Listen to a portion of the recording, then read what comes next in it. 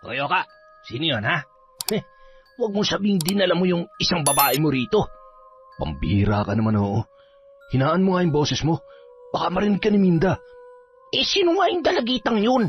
Anak iyon ng pinsan ni Minda na masukan dito sa amin bilang kasambahay. Ang ganda nun, ah. Tsaka bakat na bakat. Kita mo ba? Huwag mong itanggi. Ikaw pa. Mas magaling ka sa akin pagdating sa ganyan. Tumahimik ka na nga. Hindi itong tamang lugar para ilabas yung pagkamanyakis mo. Piling inosente, oh. Playing safe ka, pre, ha? Hindi, no. Nag-iingat lang. Dahil anumang oras pwede tayong mabuking dahil dyan sa kadaldalan mo. O siya, sige na. Change topic tayo. Pambihira talaga. Napakatinik mo. Bait-baitan, sweet-sweetan, at napakaresponsableng asawa para hindi paghinalaan ng asawa niya. Ay nako, ewan ko sa'yo, Oka. Ang masasabi ko lang, pulis ka ngang tunay. Ang galing mo. Hanga ako sa talent mo. Kung pagalingan tayo magtago, tsak, champion ka na. Bigyan na ba kita ng trophy? Baliw ka talaga. O eto, lagukin mo para anurin yung pagiging loko-loko mong kausap. Taon 2009, Cebu. Alas 3 pa lang ng madaling araw ay gising na si Tanya. Abala siya sa pag-iempake ng mga dadalhing gamit sa biyahe papuntang Cebu. Mamamasukan siya roon bilang kasambahay sa pinsan ng kanyang ina. Kung kaya't maaga pa lamang ay inihanda niya na ang lahat ng mga dadalhin. Nang magsasaing na sana siya, ay biglang sumulpot sa kanyang likuran ang lolo niyang si Arman. Bagong gising lamang ang matanda nung mga oras na yun. Malungkot ang mga mata nito habang pinagmamasdan ang kanyang apo. Lo, matulog pa po kayo. Ang aga-aga pa eh. Ikaw ang dapat magpahinga. Ako na lang dyan. Sige na, kailangan may sapat kang tulog para hindi ka antukin sa biyahe. Ay sus, kaya ko naman po. Ako pa ba? Sige na, kayo na lang po ang magpahinga ron. Huwag na matigas ang ulo nyo, Lo. Alam mo naman ako, kapag nagising ako ay hindi na ako dinadalaw pa ng antok. Kaya sige na, ako na riyan. Ay nako, baka hindi na tayo matapos nito, Lo. Ganito na lang, umupo na lang kayo dyan at ako nang bahala rito. Basta, hindi na ako makikipagtalo sa inyo. Ikaw talagang bata ka, oo. Kaya paborito kita eh. Ay, oo nga pala. Hindi na ba talaga magbabago ang desisyon mo? Dito ka na lamang sa Negros maghanap ng trabaho. Hindi mo kailangan lumayo at pumunta sa Cebu. Ano naman pong trabaho, Lo? Wala naman pong tumatanggap sa akin dito kasi menor de edad pa ako. Bukod pa ron, hindi nga ako nakapagtapos ng pag-aaral kahit grade 6 man lang. At saka, wala rin tumatanggap sa tulad kong probinsyana na lumaki lamang sa bukid. Ay, pasensya ka na kung hindi kita napag-aral. Alam mo naman na sobrang hirap natin. Yung mga tiyahin at tiyuhin mo naman, hindi ka rin kayang suportahan sa pag-aaral dahil sa mga pinsan mo pa lamang ay naghihirap na rin sila. Ayos lang po, Lolo. Huwag niyo na pong problemahin yon. Ang mahalaga ngayon, makakapagtrabaho na ako para sa atin. Hindi niyo na kailangan mag-uling para kumita kasi ako naman ang kakayod para sa ating dalawa. At ang mas maganda pa ron, yung magiging amo ko, hindi ibang tao, kundi pinsan mismo ni Mama. Ay nako, bilib talaga ako sa iyong bata ka. Wala kayong pinagkaiba ng mama mo. Masipag, matapang, at higit sa lahat, mapagmahal. Kung hindi ako pinagbuntis ni Mama, baka masaya kayo ngayon. Nang dahil sa akin, namatay yung bunso niyong anak. Malas po talaga ako, Lolo. Ay nako, ano ka ba? Huwag mong sabihin yan. Hindi yan totoo.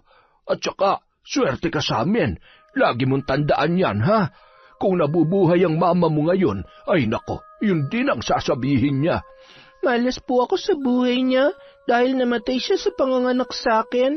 Bukod pa ron, naging responsibilidad niyo pa ako, naging pabigat at pasanin niyo. Naging problema din ni Mama yung pagbubuntis niya sa akin noon dahil hindi siya pinanagutan ng papa ko.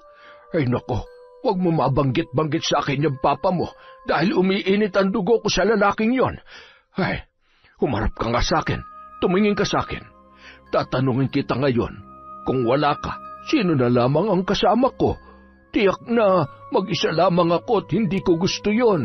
Kaya lagi mong iisipin na hindi ka pabigat, kundi pag-asa at buhay kita, apo ko. Wala ka mang magulang na kinalakihan. Nandito naman ako bilang ama't ina mo at saka lolo mong gwapo. Marunong ka na niyan, Lo, ha? Huwag ho kayo mag-alala. Hahanapan kita ng chicks dun sa Cebu. Ay, sus, ikaw lang sapat na sa akin, apo. Hindi ko na kailangan ng mga ganyan-ganyan. Nako, pero kung mapilit ka, sino ba naman ako para tumanggi? Basta wag lang yung matanda, ha? Baka masyado na mapanghiyon. Hala siya, namili pa. Juicy. Ay, no, biro lamang yun. Ikaw naman, oo. Pero seryoso, Lo. Wala man ako rito. Nandyan naman sina Tia at Tio para sa inyo. Hindi ka nila pababayaan.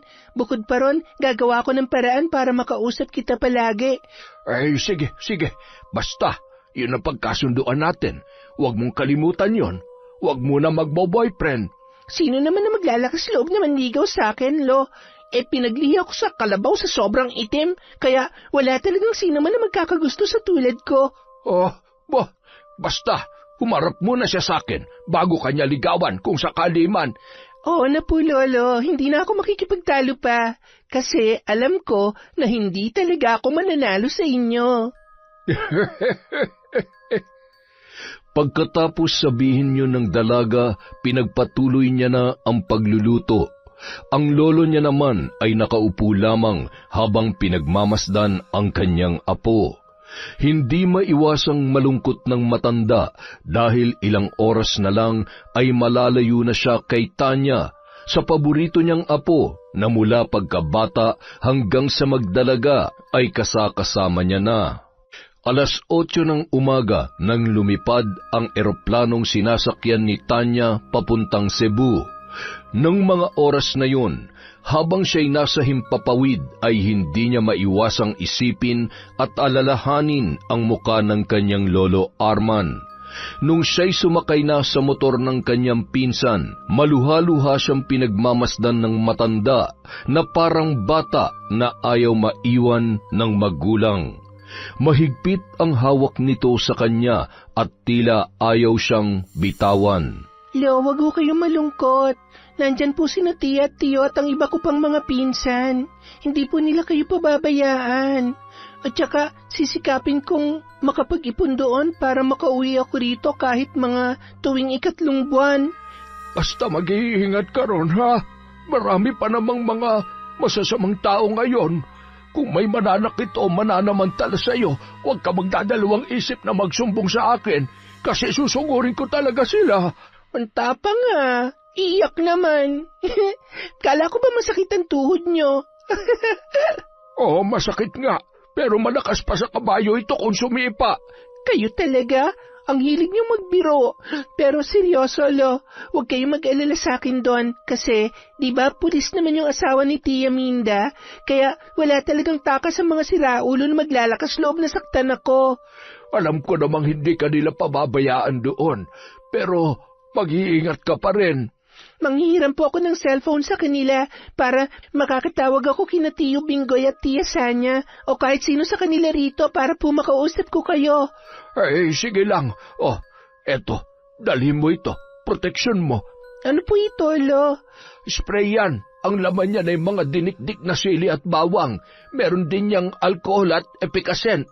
Basta, kung may magtatangka banakit sa'yo, sprayan mo lang yan sa mata nila. Yan ang dinadala ng lola mo noon sa tuwing nagtitinda siya sa palengke.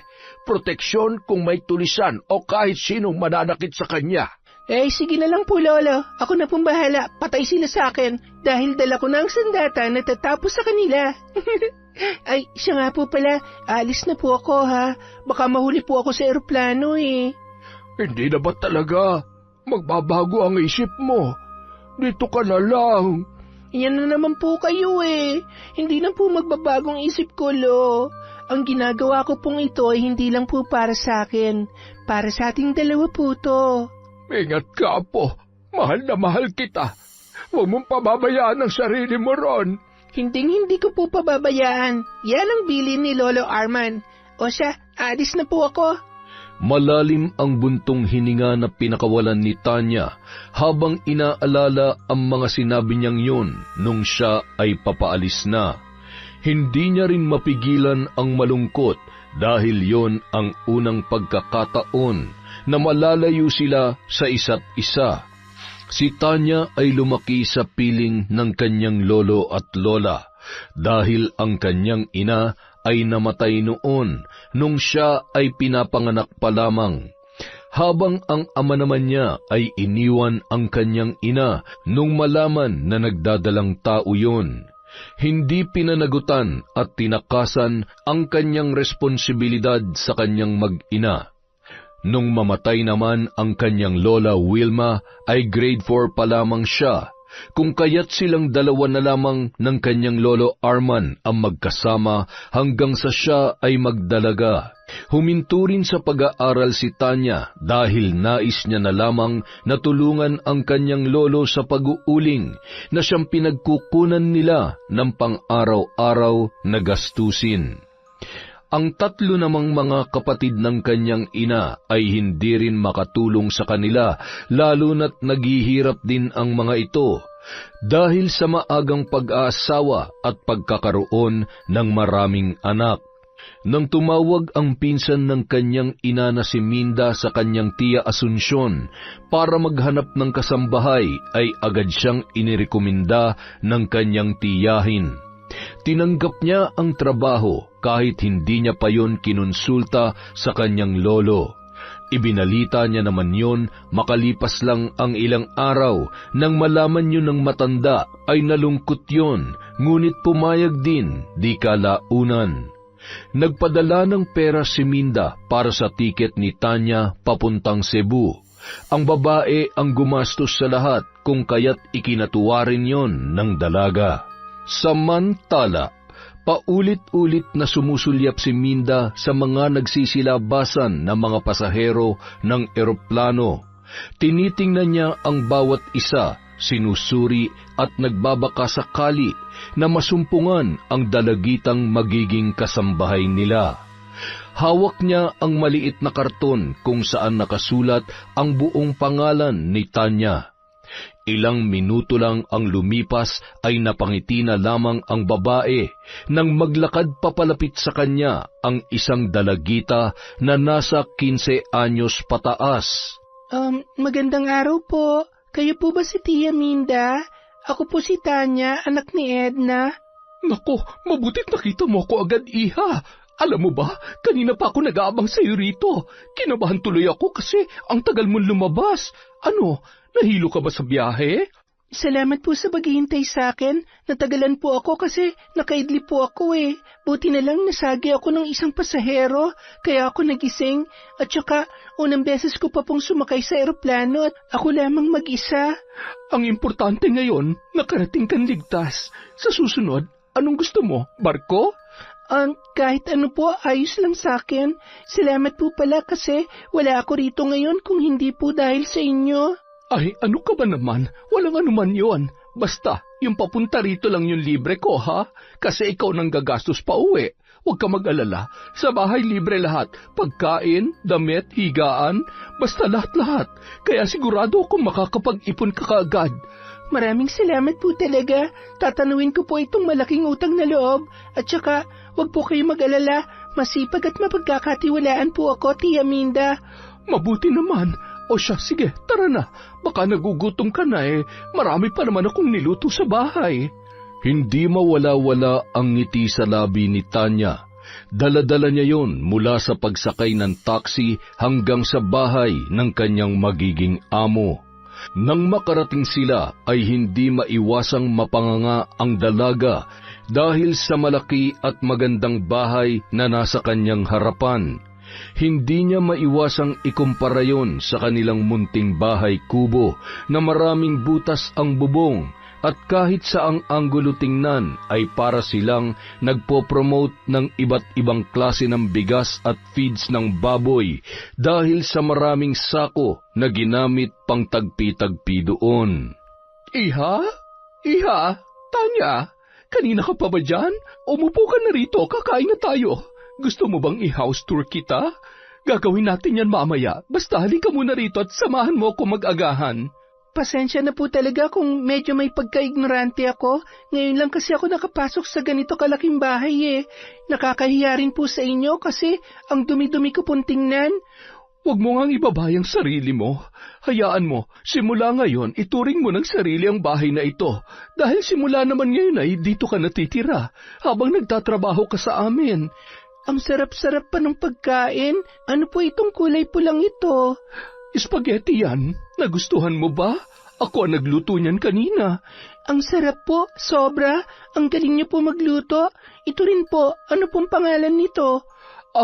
Mango Graham yan. Ay nako, nakakatuwa ka talagang bata ka.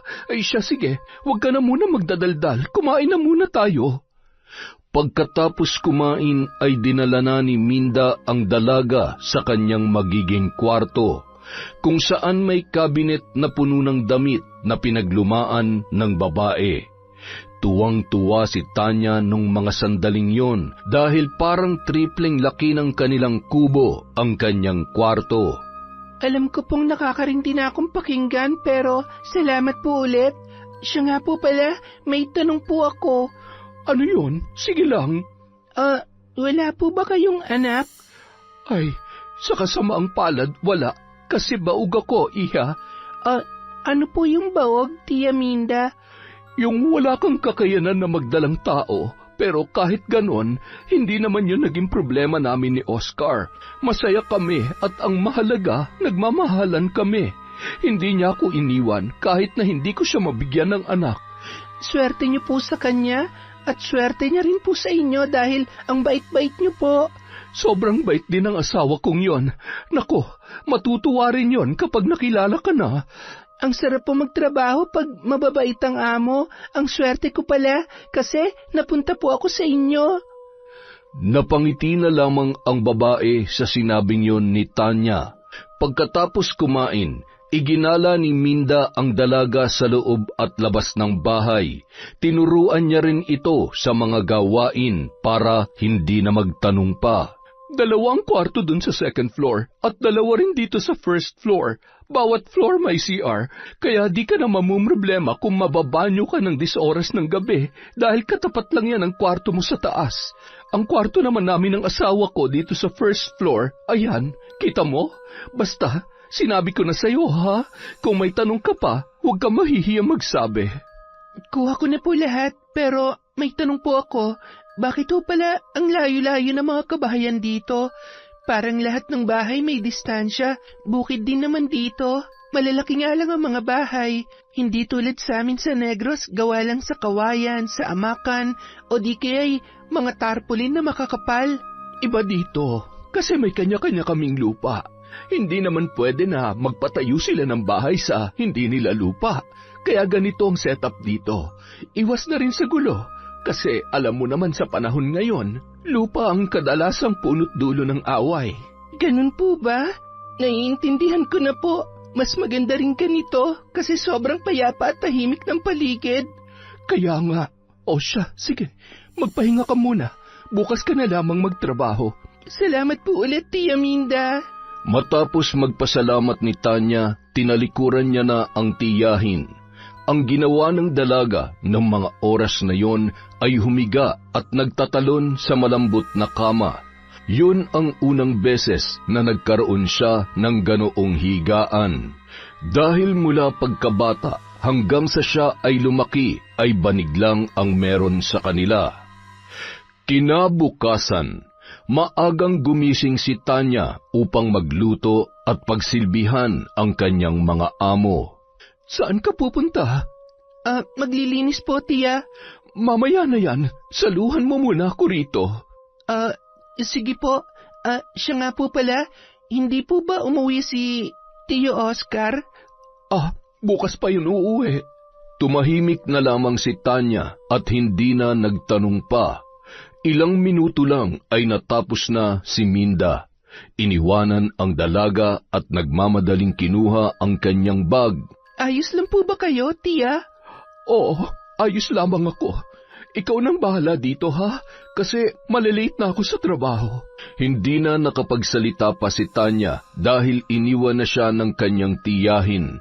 Naglinis na lamang siya maghapon at kapag nagugutom ay kumukuha lamang siya ng pagkain sa ref. Kinahapunan, umuwi na si Minda at sabay silang kumain ng kanyang pamangkin. Si Minda ay guro sa isang pampublikong paaralan at nag-absent lamang ito nang sunduin niya sa airport si Tanya. Kinabukasan, maaga na namang umalis ang babae at naiwang mag-isa si Tanya. Kung ano ang kadalasan niyang ginagawa ay ganoon pa rin ng sumunod na araw. Samantala, kabababa lamang ni Oscar sa kanyang motor nang tumawag si Bernard, ang kaibigan niyang pulis. O pare, napatawag ka? Inuman tayo dyan sa inyo mamaya, pre. Magdadala ako ng alak. Akala ko naman kung ano na. O siya, sige, samahan mo na rin ang pulutan. Kapi. Ay, oo nga pala. 1 week din kayong nagkalayo ng misis mo. Mas maganda makainom bago makipagbuno para mas may energy. Kahit walang alak, malakas to, pre. Tandaan mo yan. Ikaw, kailan ka ba mag-aasawa, ha? 40 ka na, wala ka pa rin bang natitipuan sa mga babae mo? Ayaw ko munang masakal. Makasal pala. Ay, nako. Ayaw ko munang matali sa mga ganyan, pre. Basta masaya ako ngayon. Masayang makipagbuno kahit kanino na walang iniisip na asawang magagalit. Ay, nako. Ewan ko sa'yo. Baka kung saan na naman umabot yung mga pinagsasasabi mo. Ang sabihin mo, kinakabahan ka lang. Tumahimik ka dyan. Pambihira ka. Pag nalaman ni Minda mga pinaggagawa ko, lagot ka sa akin. Tikom lang naman tong bibig ko, pre. Hindi ko sasabihin sa asawa mo na tumitikim ka ng ibang putahe, na minsan nagsasawa ka na rin sa putahe niya. Tama bang term na ginamit ko, pre? Ay nako, walang iya ka talaga. Basta mamaya, tumahimik ka, ha? Oo naman. Pag nabuking ka ng wala sa oras, baka madamay pa ako at hindi na ako makauwi sa amin. Hindi talaga. Lagot ka sa akin. Siyempre naman. Hindi ko sasabihin na yung mga girlfriend ko ay natikman mo rin. Bye! Kita-kits, pre, ha? Humahalakhak na binabayo ni Bernard, habang si Oscar naman ay napailing-iling na lamang sa mga pinagsasabi ng kanyang kaibigan. Bukod pa ron, hindi niya maiwasang isipin ang tungkol sa mga babaeng binabayaran niya para lang siya ay mapaligaya. Hindi alam ni Minda ang mga pinaggagawa nito, kung kaya't iniiwasan niya ring pag-usapan yun. Matagal niya na ring ginagawa ang gawaing yun, lalo na sa tuwing siya ay madedestino sa malayong lugar. Napahinto sa malalim na pag-iisip si Oscar nang makapasok na siya sa loob ng bahay at nadatnan ang dalagita na mahimbing na natutulog sa sofa. Tinitigan niya yung mabuti na parang isang bolang kristal na nakakaakit sa kanyang paningin. Napatingin naman siya sa suot nito. Nakapadyama yun at naka-t-shirt lamang, ngunit agad na napansin ng lalaki ang tila bulubunduking hinaharap ng babae. Bakat na bakat yun dahil wala siyang suot na panloob o pantakip. Napahinto na lamang sa pagpapantasya si Oscar nang biglang gumalaw si Tanya. Nagulat pa siya nang imulat ng dalaga ang kanyang mga mata. Ay, sir, magandang tanghali po. Pasensya na po kung nakatulog ako. Kayo po ba si Sir Oscar? Oo, ako nga. Ikaw na ba yung kasambahay na sinasabi sa akin ni Minda? Yung anak ng pinsan niya? Tama ba ako? Ano nga ulit ang pangalan mo? May nabanggit ang asawa ko dati, kaso nakalimutan ko na. Tanya po, yun po ang pangalan ko. Nice to meet you, Tanya. Huwag mo na nga pala akong tawaging sir. Tio Oscar na lang. Sige po, Tio Oscar. Tama, ganyan dapat. Ilang taon ka na ba? 16 po. Siya nga po pala, kumain na po ba kayo? Oo, tapos na. Ano na lang, kunan mo na lang ako ng maiinom doon. Yung malamig, ha? Opo. Maiwan ko po muna kayo. Tanging-tango na lamang ang naisagot ni Oscar sa dalaga. Nang talikuran siya nito, ay hindi niya maiwasang sundan yon ng tingin. Hindi man bulgar ang suot ni Tanya, pero kapansin-pansin pa rin ang magandang hubog ng kanyang katawan. Tio Oscar, eto na po, Salamat, Tanya. May kailangan pa po ba kayo? Sabihin niyo lang po ako. Wala na. Pwede ka na matulog ulit. Sige po, salamat po Tio Oscar. Kung may kailangan po kayo, tawagin niyo lang po ako ha. Ngumiti na lamang si Oscar at tiningnan ang dalaga mula ulo hanggang paa. Malagkit ang ipinukul niyang tingin kay Tanya noong mga sandaling yon. Sinundan niya pa yun ng tingin hanggang sa makapasok na sa sariling kwarto. Pagsapit ng hapon, dumating na si Minda galing sa trabaho. Wala ring mapagsidlan ang kanyang saya nang makita ang motor ng kanyang asawa sa labas ng kanilang bahay. Nagmamadali siyang pumasok at hinanap ang lalaki. Namataan niya naman yon na abala sa pagbabasa ng dyaryo. Oh, mahal, nandito ka na pala. Namiss kita. Napakabango naman ang asawa ko. Ay sus, ng bola pa. Pero ako rin, namiss kita, honey. Halika nga, umupo ka nga rito sa tabi ko. Mamayang gabi na tayo maglambingan. Mabaho pa ako ngayon pawis na pawis kita mo. Baka ipagpalit mo na ako kasi hindi na ako ang pinakamabango mong asawa. Pero wala ka namang ibang asawa, diba? Kaya wala akong dapat na ipangamba. Hindi ka lang pinakamabango, kundi pinakamaganda sa lahat ng babae sa mundo. Dapat lang. Ay, oo nga pala. Nakilala mo na ba si Tanya? Nasaan pala siya? Nagpapahinga sa kwarto niya. Hindi ko na nga inuutusan kawawa naman yung bata. Ang bait ng batang yon. Walang tigil sa kakapasalamat sa akin. Tsaka ang gaan ng loob ko sa kanya, honey. Ganon din naman ang naramdaman ko. Pero hindi nakaduda-duda yon dahil ang mga kadugo nyo mababait. Likas na yata yun sa inyo Kaya ang masasabi ko lang, sobrang swerte ko na may tulad mo na dumating sa buhay ko. I love you, honey. I love you too, honey. At dahil sa sinabi mo, ako magluluto ngayon. Hinalikan muna ni Minda si Oscar bago niya yung tinalikuran at nagluto.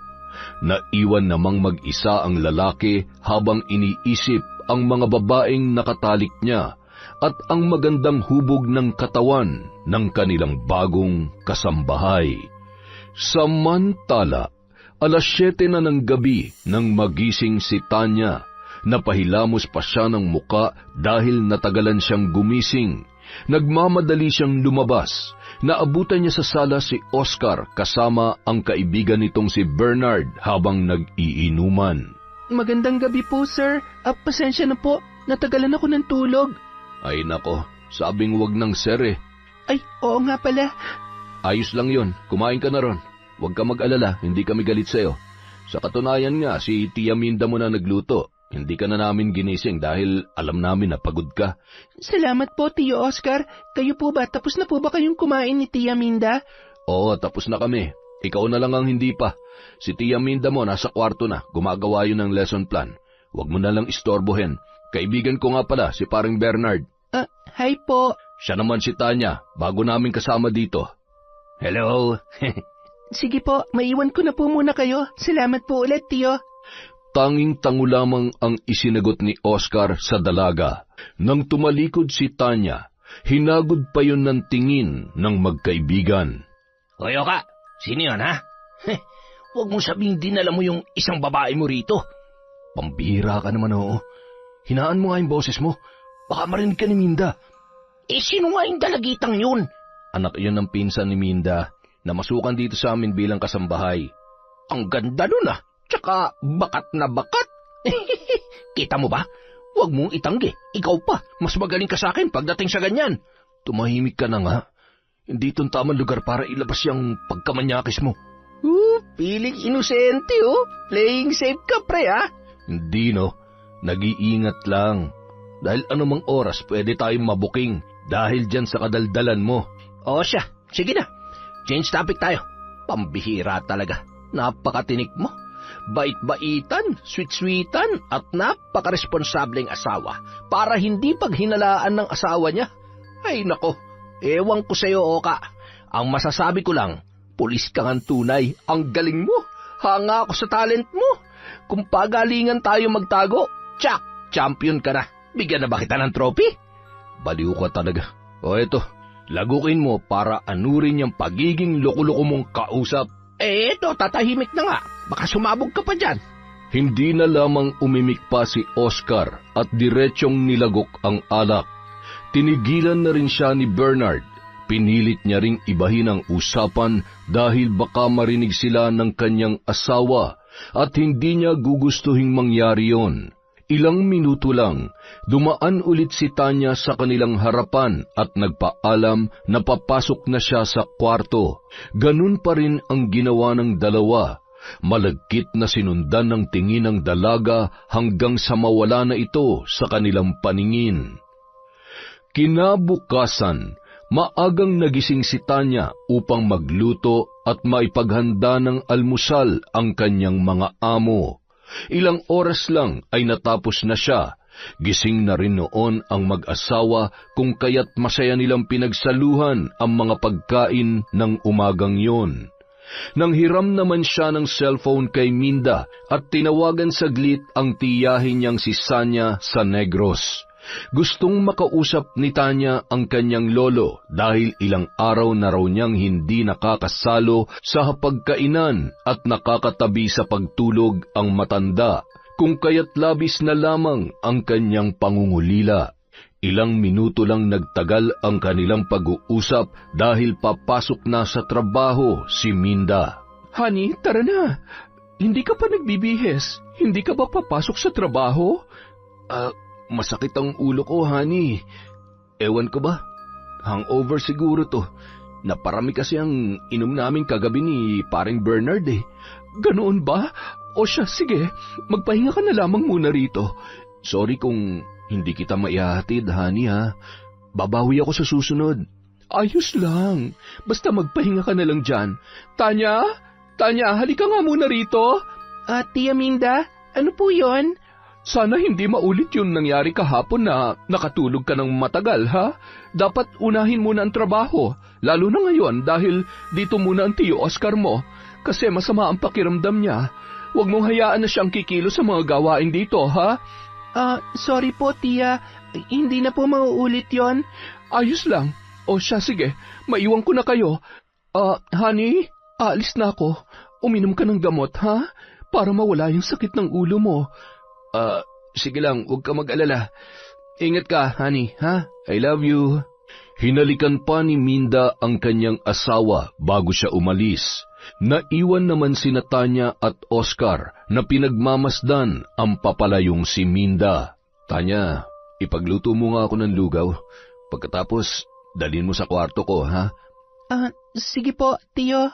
Nagmamadaling sinunod ni Tanya ang utos ng lalaki na nung mga sandaling yun ay tila tumatagos ang paningin nito sa suot ng dalaga. Naka-shorts lamang si Tanya, ngunit hindi yun maikli at nakasando. Matapos ang ilang minuto, nakapagluto na si Tanya, kaya dinala niya na ang maliit na mangkok na naglalaman ng lugaw sa kwarto ng kanyang tiyuhin. Naabutan niyang nakatalukbong si Oscar, pero kalaunan ay bumangon yun nang maramdaman na siya ay pumasok. Eto na po, tiyo. Medyo mainit po pero hindi na ganun kainit. Hindi na po yan nakakapaso. Ganun ba? Ay, siya, sige, akin na. Tsaka, umupo ka muna rito sa tabi ko. Hintayin mo akong matapos. Tahimik na lamang na sumunod si Tanya sa sinabi ng kanyang tiyuhin. Umupo siya sa tabi nito habang ang lalaki naman ay kumakain. Nang mga sandaling yon, maraming tinatanong sa kanya si Oscar tungkol sa buhay nila sa probinsya, pero wala roon ang atensyon ng babae kundi sa kamay ng lalaki na nakapatong sa kanyang hita. Ngunit ang nakaagaw talaga ng kanyang pansin ay ang paghagod sa kanyang likod na tila nakatingin din sa kanyang dibdib. Tiyo, babalik na lang po ako mamaya. Oh, bakit? May problema ba? May nasabi ba akong mali? Nalulungkot lang ako sa buhay mo, pero hayaan mo, tataasan namin ni Minda ang sahod mo para makapag-ipon ka. Sa kusina po muna ako, tiyo. Nakalimutan ko kasi yung kalan, hindi ko yata napatay. Sige na po, babalik na lang po ako pagkatapos ninyo. Hindi na hinintay ni Tanya ang sagot ni Oscar dahil nagmamadali siyang lumabas at nagtungo sa kusina. Hindi niya maintindihan kung ang ginagawa ba ng lalaki ay para damayan siya o iba lang talaga ang pagkakaintindi niya sa pagmamalasakit nito. Hindi niya maipaliwanag ang kilabot na dulot ng haplos na yon. Ang tanging ginawa na lamang ng dalaga ay ang ibaling ang atensyon sa ibang bagay. Naglinis na lamang siya upang kalimutan ang nangyari. Ilang oras lang ay natapos na siya sa mga gawaing bahay, kung kaya't pumasok na siya sa kwarto ng kanyang amo upang kunin ang mangkok. Naabutan niya ang lalaki na nakahiga lamang sa kama habang nanonood ng palabas sa TV. Tiyo, kukunin ko lang po ang pinagkainan nyo, tsaka meron pa po ba kayong iuutos sa akin? Wala na. Pwede ka na magpahinga. Sigurado po kayo? Oras na po para mananghalian. Gusto niyo po ba dalan ko kayo rito? Ibang pagkain kasi ang gusto kong kainin ngayon eh. Pwede mo bang ibigay sa akin yon? Ano pong pagkain? Lulutuin ko po para sa inyo. Napaka-inosente mo talagang bata ka. O siya, sige na. Iwan mo na ako. Mamaya na ako kakain. Ikaw, kumain ka na ron. Gusto mo ba subukan kita? Ha? Hindi po. Maiwan ko na po kayo. Tawagin niyo na lang po ako pag may kailangan kayo. Nagmamadaling lumabas si Tanya sa kwarto ng lalaki at agad na nagtungo sa kusina. Uminom siya ng malamig na tubig upang mahimasmasan ang kilabot at kaba, dulot ng malagkit na tingin na ipinukol sa kanya ni Oscar. Naninibago siya sa paraan ng pagtitig nito sa kanya, tila pinagnanasaan siya nito na kailanman ay di niya pa naranasan sa mga kalalakihan o tiyuhin niya sa Negros. Ipinagsawalang bahala na lamang yon ng dalaga at pilit na iwinaglit sa kanyang isipan. Ayaw niya ring bigyan ng kahulugan ang mga ginagawa nito, lalo na't mabait ang mag-asawa sa kanya. Nang mga sumunod na araw, palagi na lang mag-isa si Tanya sa bahay dahil nasa trabaho sina Minda at Oscar. Unti-unti na rin siyang nalinawan na mabait talaga ang among lalaki. Mali lang siguro ang kanyang iniisip. Tia Minda, pwede po bang manghiram ng cellphone? Tatawagan ko lamang po si Lolo. Halos araw-araw kang tumatawag sa lola mo, Tanya. Pwede namang i-alternate mo na lang o di kaya isang beses sa isang linggo. Pasensya ka na ha, hindi kita mapagbibigyan ngayon. Wala rin kasi akong load. At bukod doon, malayo rin ang paloadan dito. Tsaka gabi na, delikado kung lalabas pa tayo. Sige po, salamat na lang po tiya, naiintindihan ko po. O siya, sige, matulog ka na. Ay, nainit mo na ba yung ulam? Baka mamaya dumating na rin ang tiyo Oscar mo. Tapos na po tiya, nagawa ko na po lahat ng kailangan gawin. Okay, good. Sige na, matulog ka na. Tinalikuran na ni Tanya ang kanyang tiyahin at nagmamadaling nagtungo sa kanyang kwarto. Humiga na lamang siya sa kama habang tinatanaw sa malaking bintana ang kakahuyan sa labas na nasisinagan ng liwanag ng buwan. Nang mga oras na yun, hindi niya maiwasang isipin ang kanyang lolo Arman. Madalas kasi sa probinsya, madalas niyang pinapahiran ng langis at hinihilot ang tuhod ng matanda, lalo na kapag sinusumpong yon ng arthritis. Pero hindi na yun magawa ni Tanya dahil malayo sila sa isa't isa. Nang mga sumunod na araw, hindi na nanghiram ng cellphone ang dalaga kay Minda dahil nahihiya na siya sa kanyang tiyahin. Ayaw niya rin nasabihan siya nito na sobrang gastos niya sa load. Nang sumapit ang isang buwan ng pagtatrabaho sa mag-asawa, natanggap niya rin ang kauna-unahan niyang sahod. Tia Minda, pwede po bang humingi ng pabor? Ano yon? Sabihin mo lang. Hindi ko po kasi alam kung paano magpadala kina Lolo ng pera sa Negros. Pwede po bang magpatulong sa inyo? Naku, Tanya, hindi kita masasamahan. May out-of-town seminar kami ngayon ng mga kapwa ko guro. Baka isang linggo pa bago kami makauwi. Pero ako na lang ang bahala. Ako na magpapadala.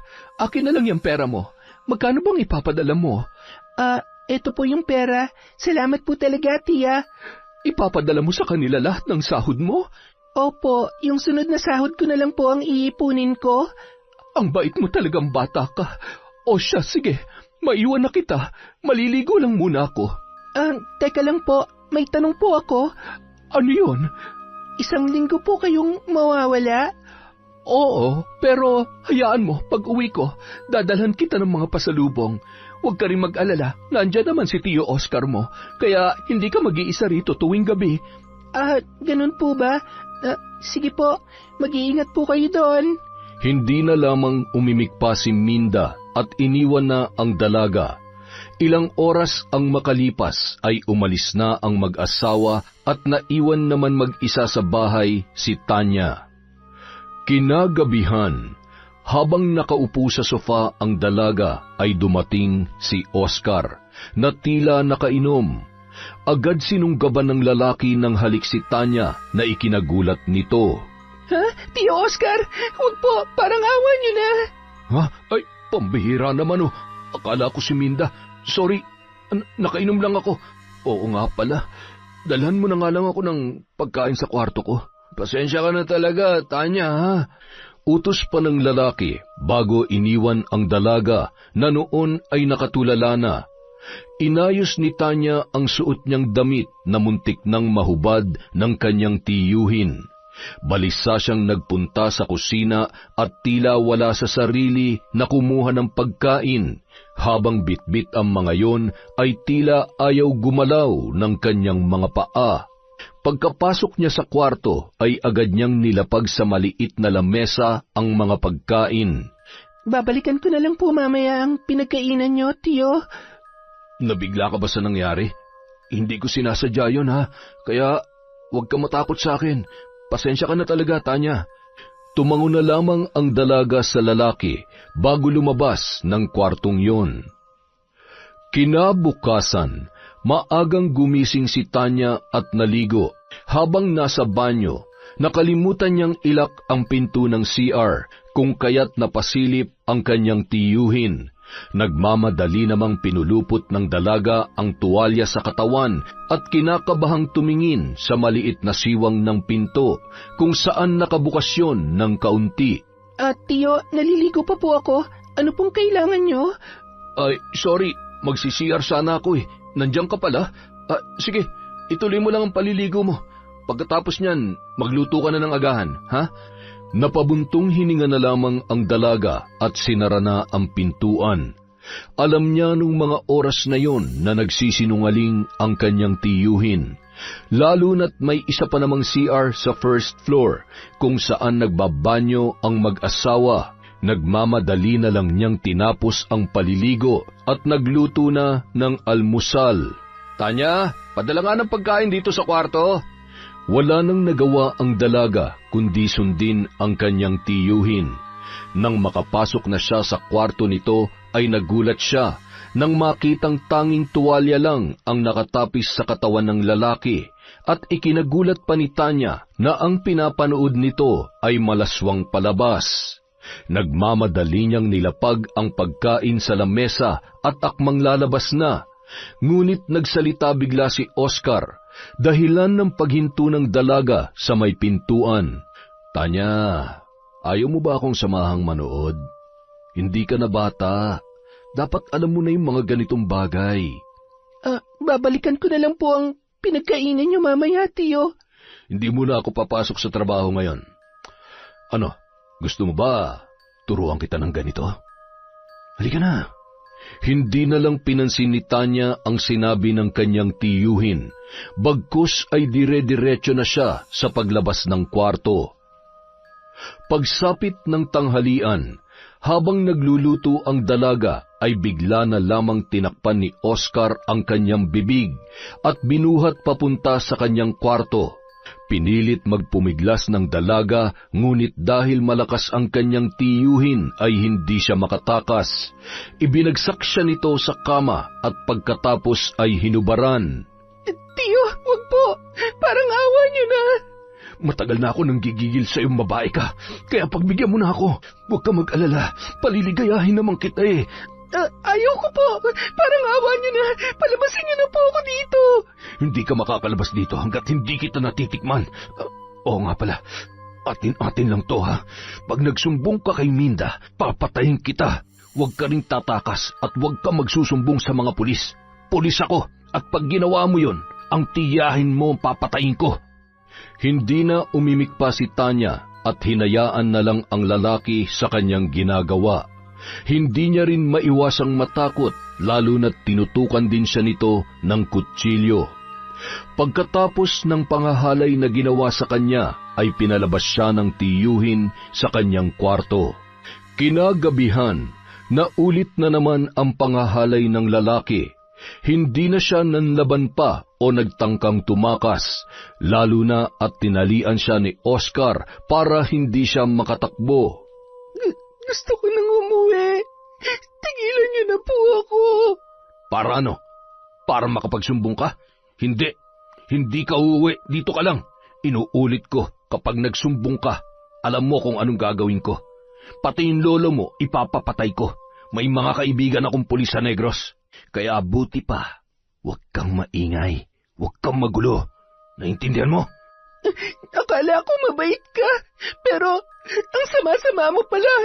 Aba, at kung ano-ano pang sinasabi mo dyan, ha? Malakas na sinampal ni Oscar ang dalaga at tinulak palabas ng kwarto. Suotin mo na yung damit mo. Tsaka, huwag mong kalilimutan ang usapan natin, ha? Kapag nagtangka ka magsumbong kay Minda, patay ka sa akin. Pati siya. At kayang-kaya kong palabasin na suicide ang ginawa nyo. Umiiyak na lamang na pumasok si Tanya sa kanyang kwarto at ang tangi na lamang niyang nagawa ay ang yakapin ang kanyang unan at inisip ang kanyang lolo Arman. Samantala, pauwi na si Oscar galing trabaho nang kausapin siya ni Bernard. Oscar! Oy, teka! Kailan nga uuwi yung asawa mo? Sa susunod na araw pa. Bakit mo na itanong? Share mo naman sa akin yung katulong mo. Ayos yung babaeng yun eh. Kasi libre lang. Yung mga kaibigan ko, ayaw nang pumayag eh. Nagpapadagdag na ng bayad. Sige ba, tara. Sumunod ka na lang. Magdala ka ng alak at pulutan, ha? Hindi na kailangan ng pulutan. Yung kasambahin nyo lang sapat na. Humahalakhak na sinundan ng tingin ni Bernard ang pagpapaharurot ng motor ni Oscar. Bumili siya ng alak at pulutan bago nagpunta sa bahay ng kaibigan. Pagkarating niya roon ay naabutan niya ang lalaki at ang dalagita sa sofa. Nakayuko lamang si Tanya ng mga sandaling yon habang pinipilit makawala sa pagkakatali ng kanyang paa at kamay. Bilib talaga ako sa'yo, pare. Tinali mo pa. Goods yan para di makawala. Dapat mag-ingat. Hindi natin alam ang takbo ng pag-iisip ng batang yan. Baka bigla tayong saksakin eh. Mabuti na lang talaga magkakalayo ang mga bahay dito. Kaya kahit anong sigaw niyan, walang makakarinig. Ay, iha. Tanda mo ako, si Bernard. Single pa ako. Hayaan mo, mas magaling akong mag-drive kesa dito sa kaibigan kong to. Basta itiko mo lang yung bibig mo, ha? Huwag ka magtatangkang magsumbong. Naku, iba akong magalit. Baka maging giniling yung katawan mo. At ang mas malala pa, ipapakain kita sa alaga kong aso. Alam mo ba, magaling akong dumispatsa ng mga kalat. Sinisiguro ko talagang walang makakakitang bakas na pwede maging ebidensya.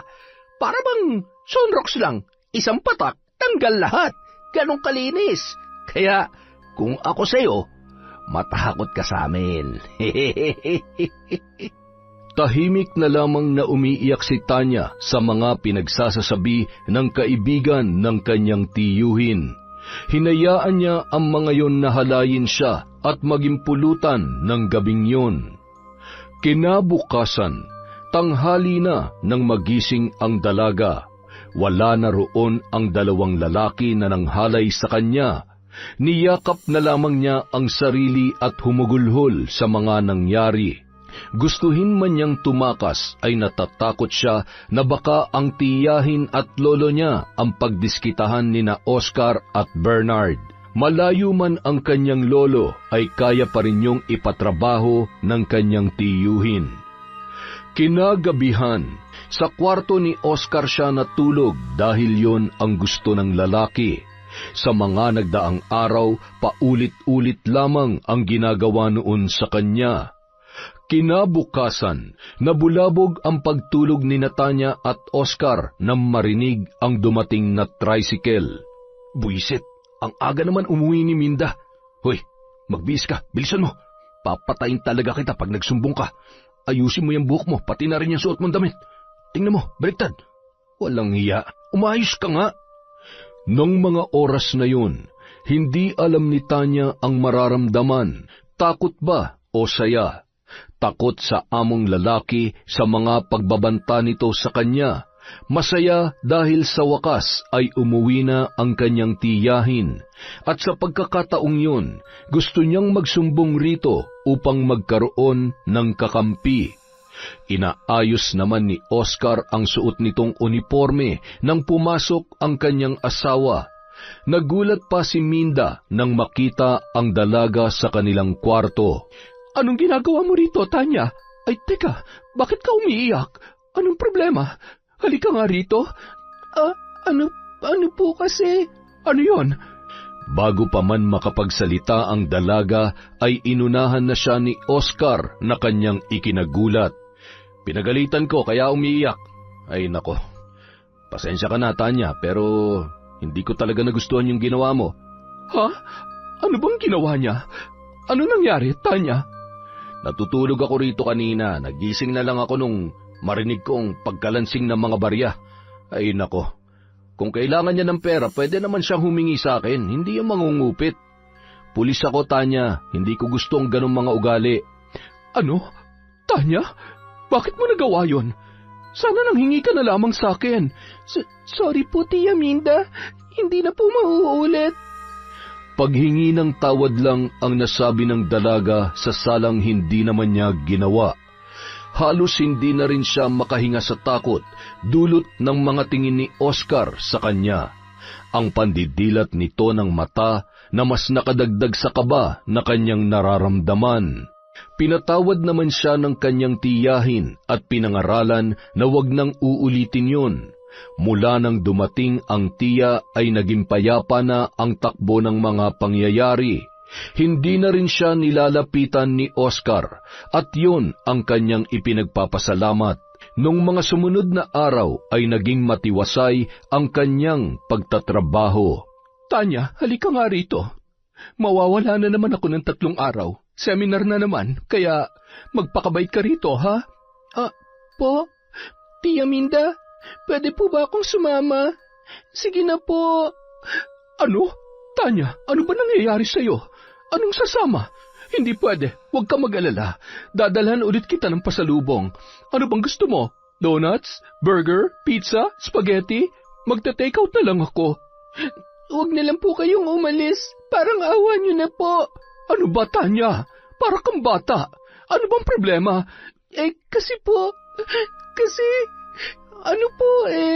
Ano yun? Bilisan mo, may trabaho pa ako. Ginahasa po ako ni Tio Oscar. Ano? Ulitin mo nga yung sinabi mo.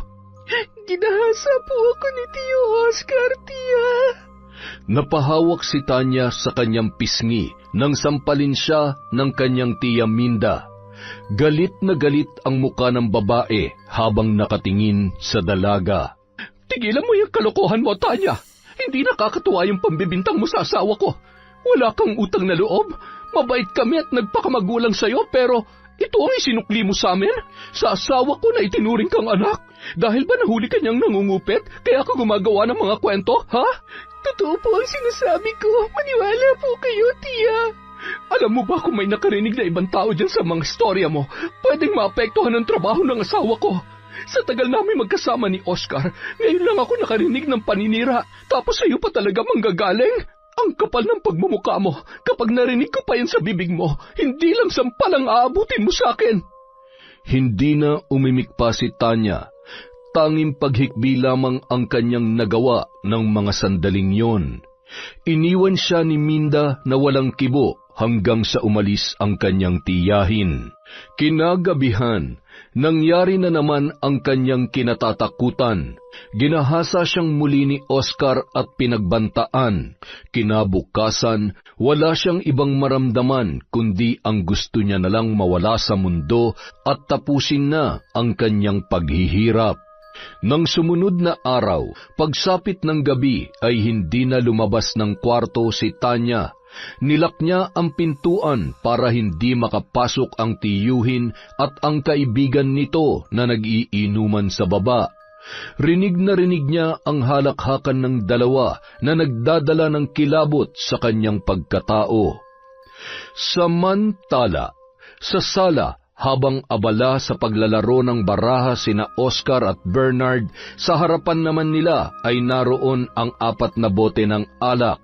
Napapaubos na rin nung mga sandaling yon. Walang hiyang Tanya yon. Sinumbong ba naman ako kay Minda? Pero buti na lang, hindi naniwala yung pinakamamahal kong asawa. Maski ako hindi naman ako maniniwala Tsaka napakaresponsable ng asawa mo, kaya hindi talaga papasok sa isip niya na magloloko ka. Buti, utu-uturin yung babaeng yun.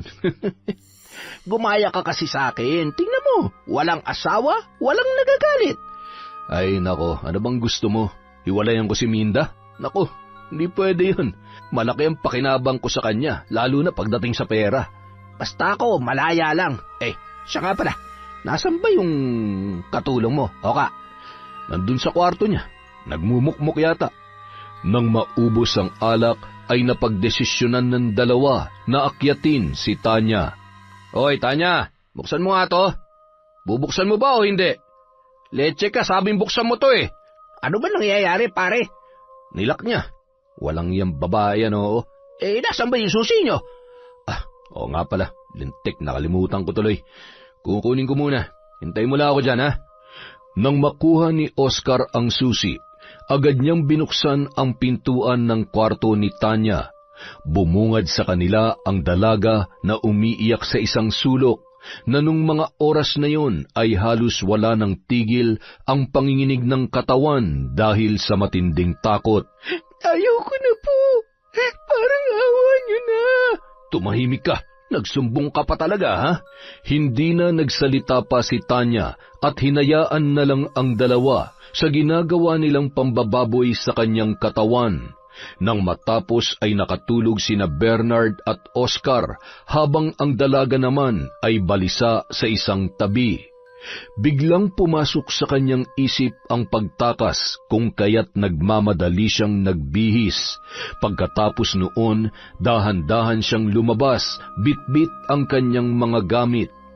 Nasa pintuan na siya nang mapatingin siya sa lamesa kung saan naroon ang mga bote ng alak. Naroon din ang wallet ng dalawa. Walang pagdadalawang isip niya yung inilagay sa bag at paika-ikang tumakbo papalayo sa bahay. Ang bawat kabahayan na nadadaanan niya ay puro nakapatay na ang ilaw dahil 1:00 na noon ng madaling araw. Nang makarating siya sa highway, nakakabingi ang katahimikan. Ilang minuto rin siyang naghintay ng masasakyan, ngunit wala talagang dumaraan. Kung kaya naman, naisipan na lamang niyang maglakad. Ilang sandali pa, nakarinig siya ng papalapit na motor. Takot man na baka ang amo niya yon, ngunit parang may nagtulak sa kanya na humingi ng tulong doon. Kusang inihakbang ng dalaga ang mga paa papunta sa gitna ng kalsada at iwinagayway ang kanyang kamay. Samantala, 1:00 na ng madaling araw nang matapos ang group project ni Nante at ng kanyang mga kaklase. Nais man niyang matulog na lang sa bahay ng ka-groupmates, ngunit kailangan niya ring umuwi dahil alam niya na hindi makakatulog ang kanyang lolo kapag wala siya sa kanilang bahay. Habang nagpapatakbo ng motor ay hindi niya maiwasang mapapikit-pikit dulot ng sobrang antok. Ngunit nawala rin yon nang makita ang isang babae na kumakaway-kaway sa gitna ng kalsada. Muntik niya pa yung masagasaan, buti na lamang na iliko niya kaagad ang motor at siya na lang mismo ang natumba. Aray, ano ba miss? Pwede ka naman pumara dun sa tabi, bakit dito ka pa talaga sa gitna? Pambihira naman oh. Madidisgrasya ako sa iyo eh. Ano ka ba? Tao, white lady? Kagi, mamamatay akong maaga sa iyo eh. Sorry. Hindi ko sinasadya. O sige, ayos na yun. Tulungan mo na lang ako sa pagtatayo nitong motor. Sorry talaga. Ayos na nga eh. Bakit ba nasa gitna ka ng kalsada? Kung magpapakamatay ka, huwag ka naman damay. Tulungan mo naman ako. Parang awa mo na. Ha? Teka, alam mo na wala ang antok ko dahil sa iyo eh. Ano bang problema mo? Ilayo mo ako sa lugar na to. Maawa ka sa akin. Sige, huwag ka nang umiyak. Ihatid kita sa inyo. Saan ka ba nakatira?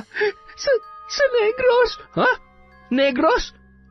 Bakit ka napadpad dito? Tsaka, bakit ganyan ang itsura mo? Para ka hinabol ng mga aso sa kanto.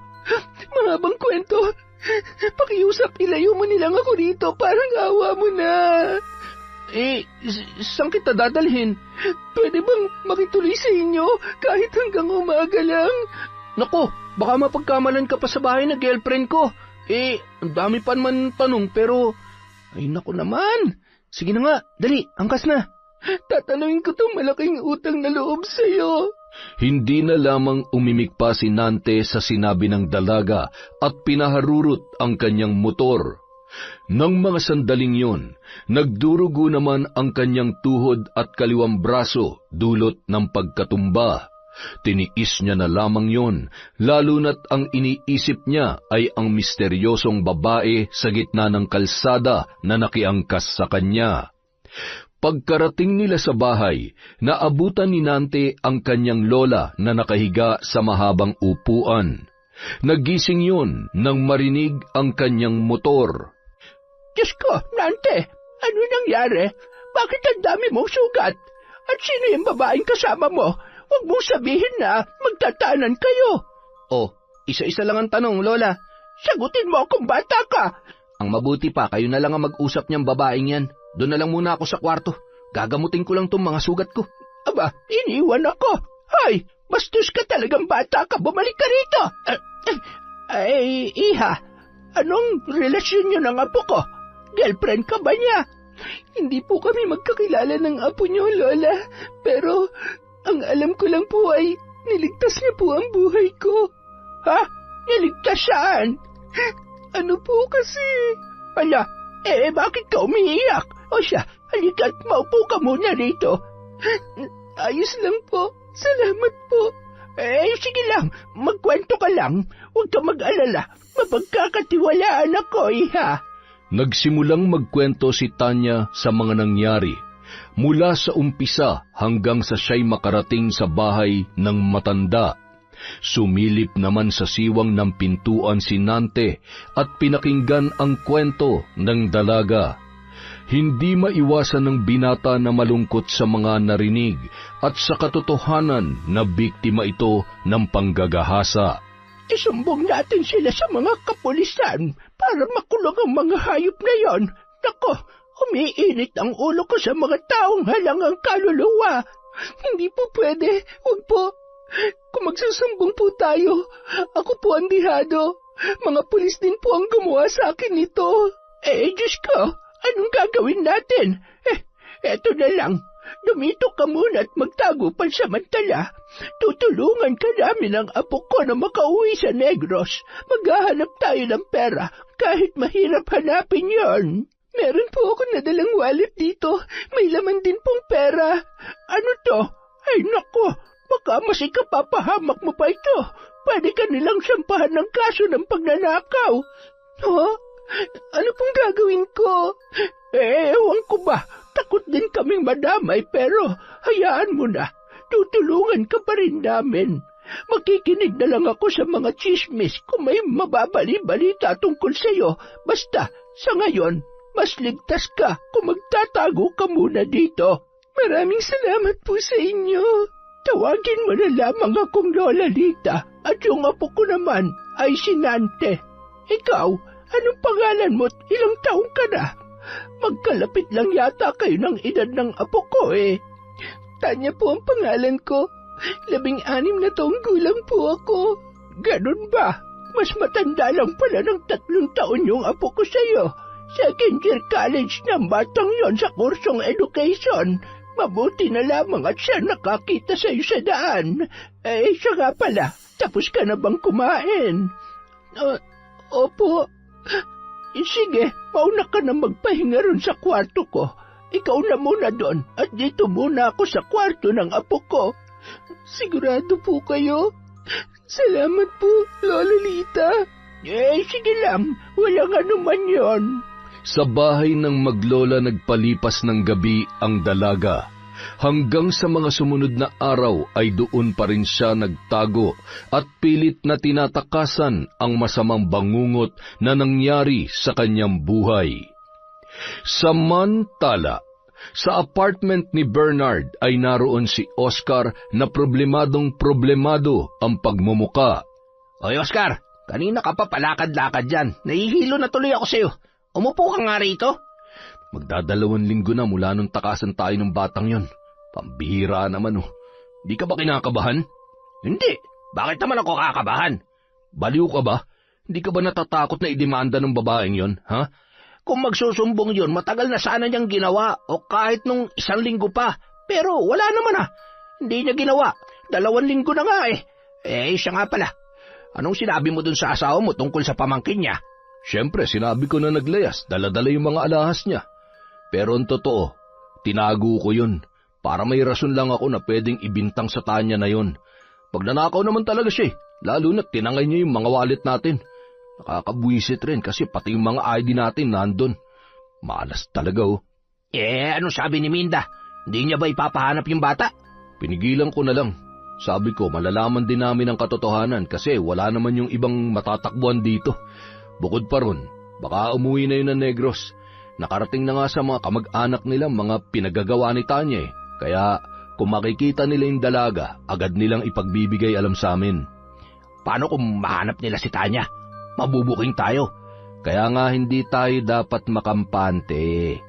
Ay, tumikim lang ako ng libre pero katakot naman na magiging kabayaran. Tumahimik na lamang ang dalawa habang nag-iisip ng paraan kung paano lulusutan ang kasong maaari nilang harapin kapag nagkataon na nagsumbong ang dalaga. Samantala, 3:00 pa lang ng madaling araw ay gumising na si Tanya. Tinulungan niyang magbalot ng mga sumang paninda si Lola Lita dahil yun lang ang tanging maibabayad niya sa kabutihan nito. Nang mag-6 na ay iniwan na siya ng matanda dahil kailangan pa noong ilako ang mga paninda sa kabahayan. Gustuhin mang sumama ng dalaga ngunit nangangamba siya na baka makita siya nina Oscar at Bernard kung kaya't nanatili na lamang siya sa bahay. Kuya Nante, gising na po pala kayo. Kumain na po kayo, nakapagluto na po ako. Mamaya na lang. Salamat. Wala po ba kayong pasok ngayon? Wala, linggo kasi ngayon. Siya nga pala, maiwan muna kita magbabanyo lang ako. Hindi na umimik pa si Tanya at tanging tangulang ang itinugon sa binata. Nang iwan siya noon ay nakaramdam siya ng pagkahilo at kalaunan ay nagsuka. Ilang minuto lang ay bumalik na si Nante at nakita nito ang kondisyon ni Tanya. Huy, Tanya, ayos ka lang? Huy, sagutin mo ako. Ayos lang ako. Medyo masama lang ang pakiramdam ko. Ilang araw na kitang napapansin na ganyan. Ayaw ko mang sabihin pero paano kung buntis ka? Ganyan kasi kadalasan ang sintomas ng mga buntis Hindi pwede. Ayoko nito. Hindi ko gusto to. Oh, kalma lang. Ano bang gagawin natin? Teka. May pera pa naman ako. Bibili ako saglit ng PT para malaman natin kung buntis ka nga ba talaga o hindi. Nagmamadaling kinuha ni Nante ang kanyang wallet at umalis sakay ng kanyang motor. Pagbalik ay may dala na siyang pregnancy test kit. Tinuruan niya pa si Tanya kung paano gamitin yon dahil alam niya na walang alam ang dalaga tungkol sa bagay na yon. Anong resulta? Patingin? Akin na. 2 linya. Ibig sabihin, positive. Buntis ka, Tanya. Buntis ka. Magkakababy ka na. Anong nakakatuwa ron? Walang nakakatuwa dun, Kuya Nante. Ayaw ko nito at kahit kailan hindi ko gusto yung magkaroon ng anak sa isang demonyo. Halimaw na sa tiyan ko. Ayaw ko nito. Ayoko nito. Walang kasalanan yung bata sa sinapupunan mo, Tanya. Hindi niya kasalanan mabuo siya mula sa pagkakasala o trahedya. Kaya, labag man sa loob mo, dapat mong tanggapin yan. Paano ko bubuhayin to? Minor de edad pa lang ako. Ayaw ko nito. Alam mo, biktima rin si Mama ng rape nun at ako naging bunga. Ayaw niya rin sa akin, Tanya, pero hindi ko siya kinamuhian. Bagkus ay inintindi ko siya kahit mahirap. Walang kasalanan yung mga batang nabuo mula sa pananamantala. Hindi rin namin ginusto yun. Kaya, katulad ng magiging anak mo, alam kong mararamdaman niya pag nalaman niya nangyari sa'yo. Tanggap mo man siya o hindi, dapat mo pa rin siyang isilang sa mundong ito.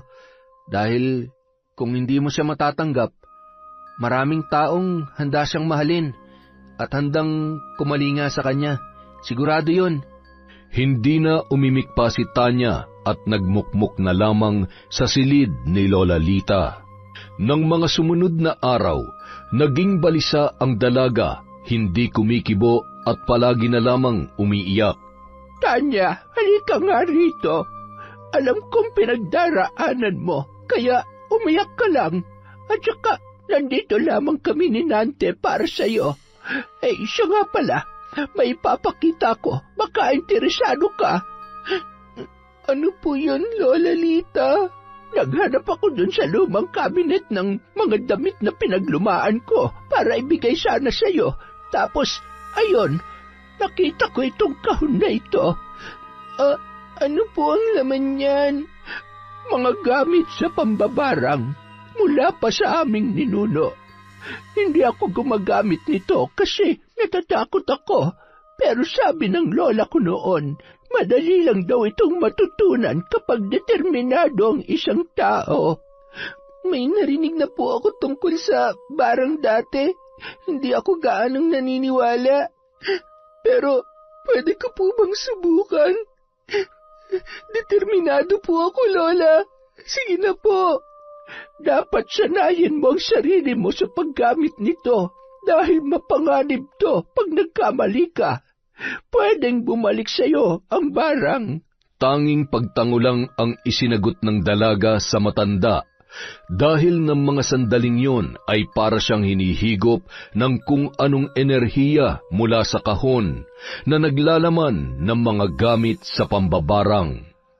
Nang mga sumunod na araw, sinanay ni Tanya ang kanyang sarili. Itinuon niya sa pag-aaral na yon ang kanyang atensyon, kahit mahirap at delikado ay handa niyang harapin, basta lamang makapaghiganti at makamit ang hustisya na kanyang ninanais. Pagkalipas ng 2 buwan, nakabisa na ni Tanya ang mga gagawin kung paano barangin ang mga taong mapagsamantala, mapang-abuso at niyuyurakan ang pagkatao ng kanilang kapwa. Sigurado ka na ba sa gagawin mo, Tanya? Nakabisa mo na ba? Tsaka, delikado yung ganyan. Alam ko na po kung paano, kaya wag po kayo mag-alala. Wala masamang mangyayari sa akin. Siya nga po pala, pwede po bang doon muna ako sa bahay kubo niyo ron sa likod mamayang gabi? Hindi naman talaga yung bahay kubo. Pasilungan lang yun ng mga kambing namin noon. Pero siya, sige, ikaw ang bahala. Gusto mo bang samahan kita ron? Gusto ko mang utusan si Nante na bantayan kay hindi naman pwede, lalo na't may klase pa siya bukas. Ayos lang po ako. Kaya ko po ito na mag-isa. Salamat po talaga, Lola. Namimiss ko tuloy ang Lolo Arman ko dahil sa inyo. Makakasama mo siya ulit sa tamang panahon. Sigurado yan. Niyakap na lamang ni Tanya ang matanda upang maibsan ang lungkot na kanyang nararamdaman. Kinagabihan, sa maliit na bahay kubo ay naroon ang dalaga. Nakaupo sa sako habang sa harapan naman niya ay nakalatag ang mga gagamitin sa pambabarang. Tanaw na tanaw ni Tanya ang tila bilog na buwan, sinabayan pa ng alulong ng mga aso sa di kalayuan, na mas nakadagdag sa kilabot ng mga sandaling yun. Sinindihan niya ang 12 kandila at nilagay sa harapan, pabilog kung saan sa gitna ay naroon ang ID ng 2 taong nang abuso sa kanya. Hiniwa niya naman ang daliri, dahilan para sumirit ang dugo papunta sa litrato ng 2 lalaki. Ilang minuto naman ang lumipas ay nagsimula na siyang magbigkas ng mga orasyon. Pinipiga niya rin sa kamay ang hawak na mga patay na uod. Nadurog yon, kaya walang pagdadalawang isip niya yung isinaboy sa larawan na napapalibutan ng kandila na noon ay nabasa na ng kanyang dugo. Ipinikit ni Tanya ang mga mata at tila gumagawa ng mga senaryo ng pagpapahirap at paghihiganti kina Bernard at Oscar. Samantala, pauwi na si Bernard ng gabing yon habang nagmamaneho ng kanyang motor. Napahinto siya sa madilim na eskinita nang marinig ang tila matinis na boses ng babae.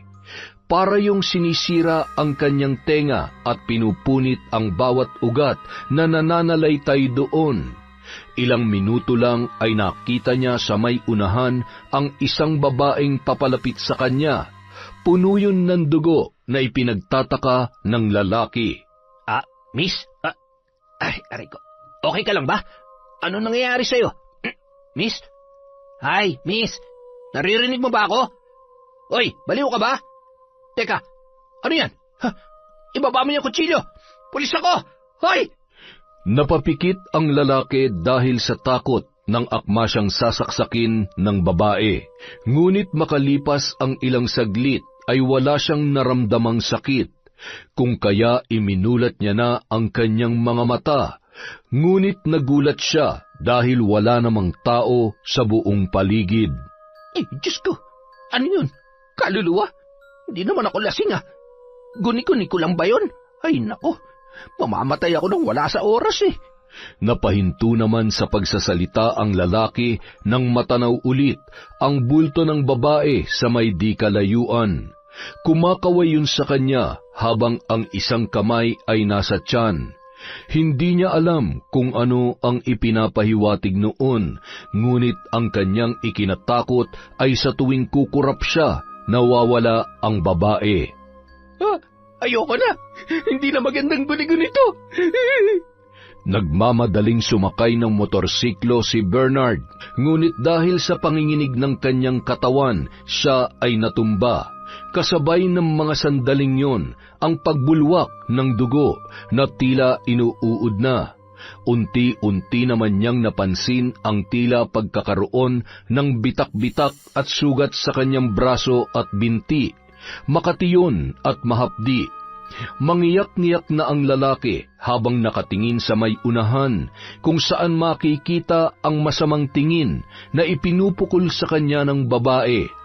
Ilang beses niyang ipinikit ang kanyang mga mata at nagbabaka sakali na panaginip lamang yon. Ngunit sa hindi inaasahan, pagmulat niya ng kanyang mga mata ay ang pagsalpok naman niya sa malaking dump truck na naging dahilan ng kanyang pagkamatay. Hindi siya nakita ng driver sapagkat madilim ang bahaging yon ng lugar. Samantala, paulit-ulit na tinatawagan ni Minda ang kanyang kapatid upang sunduin sila nito at dalhin sa ospital ang kanyang asawang si Oscar, na noon ay inaapoy ng lagnat. Nagkakaroon na rin ng maraming pantal at tagihawat na kalaunan ay naging pigsa. Dahil sa sobrang init ng kanyang katawan ay mas lalo yung lumalala at dumarami. Teka lang, honey. Taste lang muna, ha? Basta, malapit na.